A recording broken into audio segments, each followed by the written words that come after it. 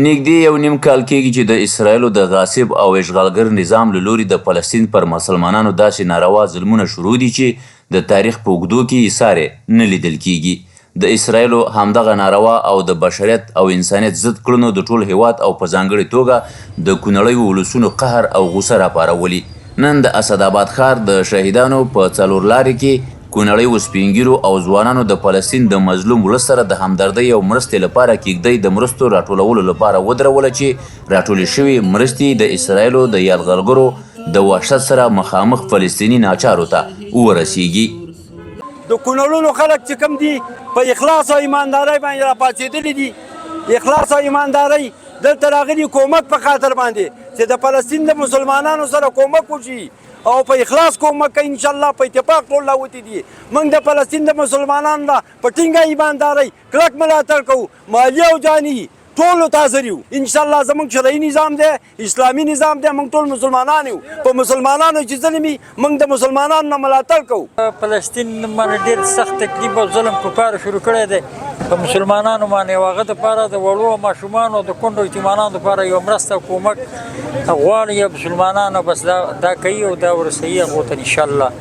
او دا به کوو موږ سره د خیره سره مرستې کومکونه او د خپل د بدن او د مالي او دغه به دا بالکل.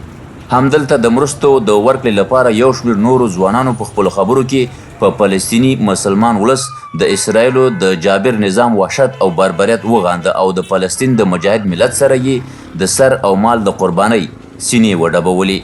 موږ د کونړ ځوانان د فلسطین د دغه بېوزله خلکو دپاره دغه یوه غونډه وکړله چې د دغې خلکو دپاره یو چاندې دپاره مې یو مراسم برابر کړل. په دغه کې د کونړ ځوانان، سپینګیري، ولسونه او خلک راغونډ شو. ښه په دغه سره افتخار سره چاندام خلکو وکړله او موږ د نړۍ د مسلمانانو نه غواړو چې د دغې خلکو سره همکاري وکړي، کومکونه وکړي. د فلسطین په مظلومو مسلمانانو باندې ظلم او زیاتی روان دی.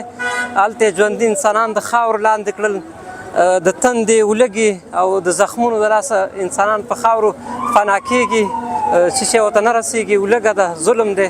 نو د دې په خاطر باندې چې موږ د هغه مظلومو مسلمانانو سره خپل غږ یو ځای کړو او د هغې خپ غږ ته لوړوالی ورکړو.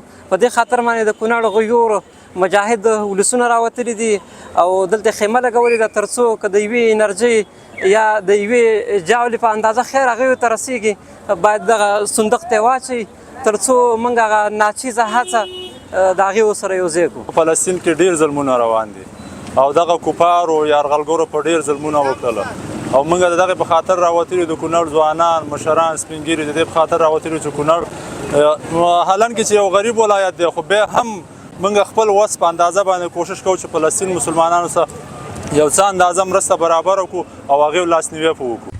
د یادولو وړ د کونړ کې د فلسطین د مسلمانانو په ملاتړ او د اسرایلو د فاسد او وحشي رژیم پر ضد د پراخه ولسي لاریونونو لړۍ هم روانه ده.